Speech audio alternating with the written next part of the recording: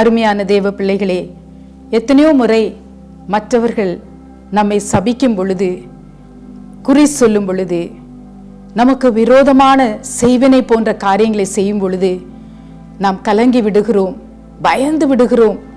அவர்கள் சொன்ன அந்த சாபமான வார்த்தைகள் என் வாழ்க்கையிலே நடந்து விடுமா, என் குடும்பத்தை பாதித்து விடுமா, என் சரீர சுகத்தை நான் இழந்து விடுவேனா என்றெல்லாம் அநேகர் பயந்து விடுகிறார்கள்.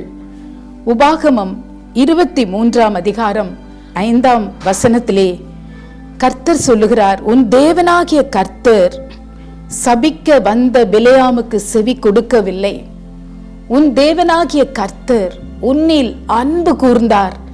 அவர் அன்பு கூர்ந்தது நிமித்தமாக உன் தேவனாகிய கர்த்தர் அந்த சாபத்தை உனக்கு ஆசீர்வாதமாக மாற்றினார்.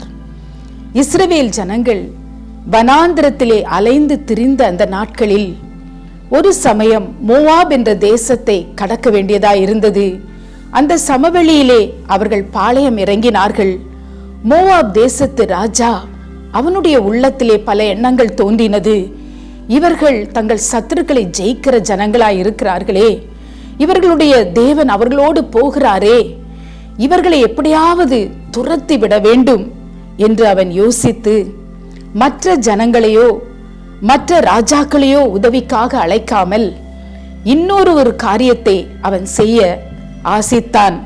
அவர்களுக்கு விரோதமாய் குறி சொல்ல வேண்டும், அவர்களை சபிக்க வேண்டும் என்று அவன் எண்ணி குறி சொல்லக்கூடிய ஒரு மனிதனாய் இருந்த பிலேயாமை அவன் அழைத்தான். அவன் அழைக்கும் பொழுது, உனக்கு நான் அதிகமாக பணத்தை கொடுக்கிறேன், உன்னை மிகவும் மேன்மைப்படுத்துவேன், நீ விரும்பி கேட்பதை எல்லாம் உனக்கு தருவேன் என்று சொல்லி அவனை வசீகரித்து, நீ இங்கே வந்து இந்த ஜனங்களை சபிக்க வேண்டும் என்று அழைப்பு கொடுத்தான். இந்த பிலேயாமும் அந்த பணத்துக்கு ஆசைப்பட்டு, அந்த மேன்மையான காரியங்களுக்கு அவன் ஆசைப்பட்டு வசீகரிக்கப்பட்டு இந்த மோவாபுக்கு அவன் சென்றான். மோவாப் தேசத்துக்கு அவன் எப்படி போனான்? அதிகாலமே புறப்பட்டு போனான். அப்பொழுது மோவாப் ராஜா மேடான இடங்களுக்கு அவனை கொண்டு போனான், உயரமான ஸ்தலங்களுக்கு கொண்டு போனான். பரவி கிடக்கிற இந்த இஸ்ரவேல் ஜனங்களை நீ பார், அவர்களை வெறுத்து சபிக்க வேண்டும், நன்றாக உற்றுப்பார், அவர்கள் பாளையத்தில் பின்புறத்திலே இருக்கிறவர்களை பார், அந்த பலவீனப்பட்ட ஜனங்களை பார் என்றெல்லாம் சொல்லி அவனை தூண்டினான். அருமையானவர்களே, ஆனாலும் பிலேயாம் தன்னுடைய வாயை திறக்கும் பொழுதெல்லாம் அவனுடைய வாயிலே தேவன் ஆசீர்வாதமான வார்த்தைகளையே கொடுத்து கொண்டிருந்தார். அவன் சொல்லுகிறான், யாக்கோபுக்கு விரோதமான மந்திரம் இல்லையே, இஸ்ரவேலுக்கு விரோதமான குறிச்சொல் இல்லையே என்று என்னாகமம் 23:23 அவன் அப்படியாக கூறினான். பிரியமானவர்களே, இதை கேட்ட மோவாப் தேசத்து ராஜா மிகவும் கலக்கம் அடைந்தான். இன்னும் ஒரு விசையாவது நீ அவர்களை சபிக்க வேண்டும் என்று அவனை தூண்டிவிட்டான். மோவாப் தேசத்து ராஜாவுடைய பார்வையிலே இந்த இஸ்ரவேல் ஜனங்கள் எப்படி இருந்தார்கள்? அவர்கள் பரவி போன நாடோடி கூட்டமாய் காணப்பட்டார்கள். அது மாத்திரமல்ல, புல் தின்கிற மாடுகளை போல இருக்கிறார்கள் என்று கேவலமாக அவர்களை பேசினான். இன்னும் அந்த தேசத்தின் ராஜா அவர்கள் துரத்தப்பட வேண்டிய ஜனங்கள் என்று அவன் கூறினான். அவர்களை சபிக்க வேண்டும் என்றெல்லாம் அவன் கூறினான்.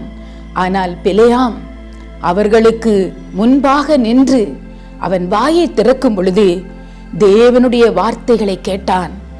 தேவனை தரிசிக்க ஆரம்பித்தான்.